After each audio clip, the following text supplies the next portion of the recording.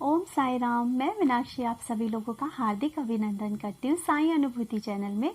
और आप सभी लोगों का बहुत बहुत धन्यवाद चैनल को इतना लाइक करने के लिए, शेयर करने के लिए और सब्सक्राइब करने के लिए, और उससे ज़्यादा मुझे मोटिवेट करने के लिए कि दीदी आपके द्वारा बताए गए बाबा के अनुभव हमें बहुत अच्छे लगते हैं।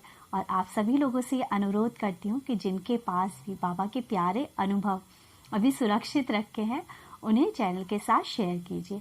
इसके अलावा मैं आप सभी लोगों को बताना चाहूँगी कि जो पहला मेरा नंबर था वो आजकल फ़ोन ख़राब हो रखा है, इसलिए उस पर लोगों की कॉल नहीं लग पा रही है, इसलिए मैं दूसरा नंबर शेयर कर रही हूँ। आप उस नंबर पे अपने जो भी एक्सपीरियंस हैं वो शेयर कर सकते हैं।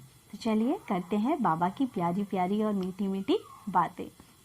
साथियों, आप सभी लोग जानते हैं और हमने अधिकतर सुना है कि हमेशा लोग कहते हैं कि हमें अपने कर्मों का फल भुगतना ही पड़ता है। हमेशा हमें ऐसे कर्म करने चाहिए कि जो हम अपने लिए नहीं चाहते। हमें हमेशा दूसरों का भला करना चाहिए ताकि इन फ्यूचर यदि हम किसी परेशानी में फंसे तो ईश्वर कोई ना कोई एक सहायक हमारे लिए ऐसा भेजे कि हम भी उस परेशानी से मुक्त हो जाएं। इसी से रिलेटेड मैं आपको एक बहुत प्यारा सा किस्सा सुनाती हूँ। साथियों, एक बार की बात है, एक बूढ़ी माँ थी, उनके 4 बेटे थे। वक्त बीता, 4 बहुएं आई, धीरे धीरे समय और बीता। बूढ़ी अम्मा जो थी, उनके जो 4 बेटे थे अब उन्हें अपने पास रखना और अपने साथ रखना पसंद नहीं कर रहे थे। और ना ही तो अम्मा को वो खाना देते थे टाइम पे और ना ही कपड़े देते थे। अम्मा की देखभाल करना उनके लिए बहुत भारी हो रहा था। कोई भी अम्मा को पूछता नहीं था। लेकिन अम्मा ने अपने जीवन का ईश्वर की बहुत सेवा करी थी। आरती, पूजा पाठ, सत्संग, ये सब कुछ करा था। लेकिन अम्मा का जब अंत समय आया तो अम्मा अकेली पड़ी रहती थी। तब ईश्वर को तरस आया और ईश्वर आकर अम्मा की सेवा करने लगी। अम्मा के खाने पीने का ध्यान रखना, अम्मा के पाँव दबाना, पानी पिलाना, हर काम जो एक बेटा करता है वो ईश्वर आए और करने लगे। और अम्मा बहुत तड़पती थी, कहती थी कि हे प्रभु मुझे उठा ले, मुझे बहुत दुख है, मेरे यहाँ दर्द है, मेरे वहाँ दर्द है। तो ईश्वर के उसे बार बार आवाज़ आती कि ये तो कर्म फल है, आपको भुगतना ही पड़ेगा।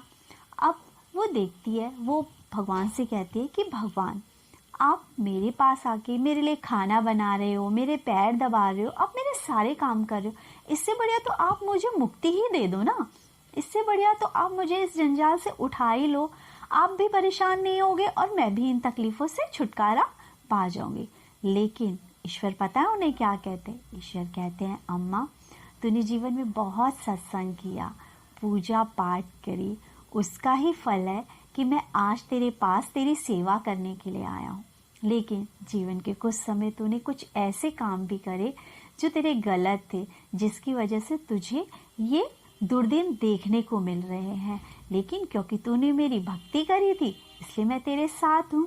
मैं तेरा साथ नहीं छोड़ूंगा, मैं तेरे कष्ट कम करूँगा, तेरा साथ दूंगा।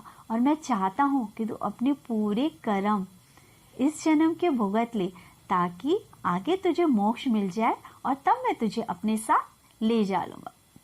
साथियों, इस कहानी के द्वारा बस मैं आप लोगों को यही बताना चाहती हूँ कि आज की डेट में हम परेशान हैं, दुखी हैं, हमें ऐसा लग रहा है कि हम अपनी पीड़ा से मुक्ति नहीं पा रहे हैं।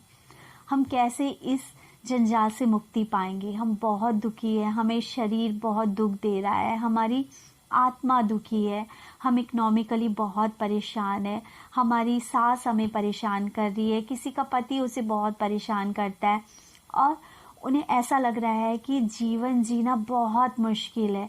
लेकिन यकीन मानिए दोस्तों, आज हम जो भी स्थिति या दुख भुगत रहे हैं वो कहीं ना कहीं हमारे किसी ना किसी कर्म की वजह से है। यकीन मानिए, आप बाबा को पूछते हैं, आप भगवान को मानते हैं, भगवान आपके साथ है, तभी तो वो आपको इतनी शक्ति दे रहा है कि आप इस दुख के दिनों में भी ईश्वर का नाम ले रहे हैं। इस दुख के दिनों में भी आप जिंदा हैं और आपने कोई गलत स्टेप नहीं उठाया है। यकीन मानिए, भगवान आपके साथ है, इस दुख में भी आपके साथ है, बस आपको अभी समझ नहीं आ रहा है। क्योंकि हमें तो सिर्फ तभी समझ में आता है ना जब हमें खुशी मिलती है, हम सुख में होते हैं। दुख में हमें लगता है कि ईश्वर हमारे साथ नहीं है, लेकिन हो सकता है इस दुख के पल में कहीं हम लड़खड़ा के गिर ना जाए, कहीं हम भटक ना जाए। हो सकता है कि ईश्वर हमें गोदी में उठा के चल रहा हो, हमें समझ नहीं आ रहा हो। क्योंकि एक बार हमारे साईं जिसका हाथ पकड़ लेते हैं, बाबा उसका साथ नहीं छोड़ते। भले ही वो व्यक्ति बाबा को ये कहे कि आप मेरा काम नहीं बनाते, बाबा आपसे कुछ नहीं हो रहा, लेकिन बाबा को पता है बाबा शांत होके सबको सुन रहे हैं और बाबा आपके दुख जरूर मिटाएंगे। लेकिन हाँ, यहाँ एक बात जरूर कहना चाहूँगी, बाबा को इतनी उल्हाने देते हो, बाबा आपने ये नहीं किया, बाबा आपने वो नहीं किया। एक बार शांत अवस्था में बैठ के ये भी सोचिए आप बाबा के लिए क्या करते हैं। आप बाबा की साईं सचरित भी तो अपने ही लालच के लिए पढ़ते हैं ना, कि मैं 7 दिन में ये पुस्तक पूरी कर लूँगा तो मेरी जॉब लग जाएगी, 7 दिन में पुस्तक पूरी कर लूँगा तो मेरी बच्चे की शादी हो जाएगी। क्या आप बाबा से बाबा को मांग रहे हैं भक्ति में?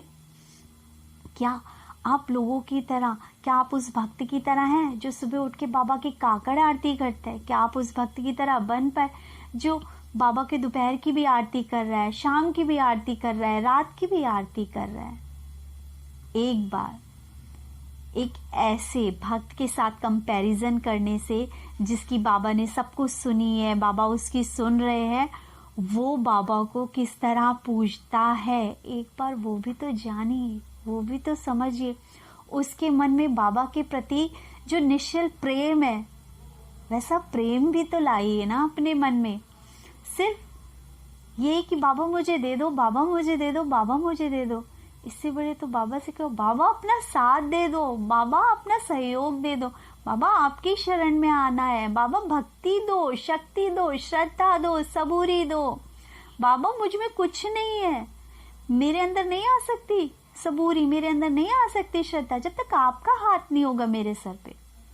बस बाबा से ये कहिए और अपनी कर्म फल है उनको बाबा को थैंक्स कहते हुए ये कहिए कि बाबा मुझे पता है आज जो भी दुख मुझे मिल रहा है वो शायद मेरा किसी ना किसी गलत काम की वजह से मिल रहा है, लेकिन मुझे पता है ना बाबा, जाने अनजाने मुझसे ये काम हो गया, मुझे नहीं पता था, लेकिन आप मेरा हाथ थाम लो बाबा, आप मुझे इस भवसागर से पार लगा दो बाबा।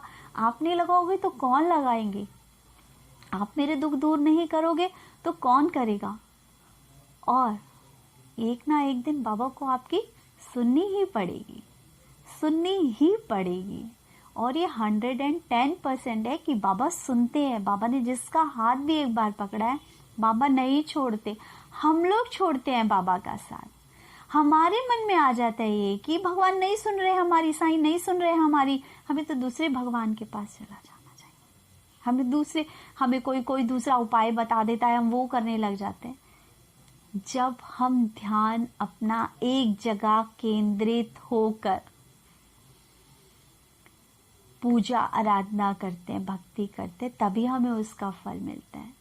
आप क्रिकेट के खिलाड़ियों को नहीं देखते, बड़े ध्यान से अपनी बॉल घुमा के, अपना टारगेट उनका क्या होता है कि हमें सिक्सर ही लगाना है, ठीक है, हमने ये बॉल इसकी ऐसी ही चली जानी चाहिए। और बैट्समैन का ये होता है कि बस बॉल आ जाए, ठीक है, और बस मुझे छक्का ही लगाना है, मुझे चौका ही लगाना है। अपना ध्यान केंद्रित करते हैं, इतनी रिंग रिंग रिंग रिंग करती हुई बॉल जाती है, लेकिन उसका ध्यान होता है एक केंद्रित, तो वो ठक दनी मारता है और छक्का लगा देता है। बस हमें भी वही प्रैक्टिस करनी है, हमें भी वैसा ही करना है। और बस इसके साथ ही आप लोगों से बस ये कहूँगी, थोड़ा ध्यान लगा, थोड़ा ध्यान लगा, साईं दौड़े दौड़े आएंगे, अखियां मन की खोल, अखियां मन की खोल, तुझको दर्शन वो कराएंगे, तुझे गले से लगाएंगे। थोड़ा ध्यान लगा, थोड़ा ध्यान लगा, साईं दौड़े दौड़े आएंगे, थोड़ा ध्यान लगा, करुणा की छाँव में बैठाएंगे तुमको, कहाँ तुम जाओगे। उसकी दया जब जब पढ़ेगी तुम ये भाव तर जाओगे।